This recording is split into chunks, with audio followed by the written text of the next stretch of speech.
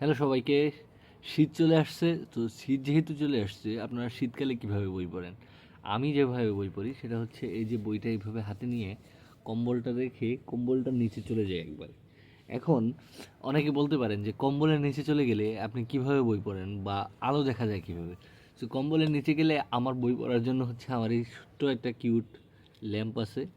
তো এটাকে আমি এই যে দেখেন, এভাবে রেখে তারপরে এই যে সুন্দর করে এভাবে জ্বালিয়ে আমি হচ্ছে বই পড়ি। তো শীতকালে যদি বই পড়তে চান, আপনারা হচ্ছে এরকম ছোট্ট একটা ল্যাম্প কিনে নেবেন, এরকম আছে বা অন্য আরও অনেক মডেলের আছে। সো সেরকম করে হচ্ছে কিনে নেবেন।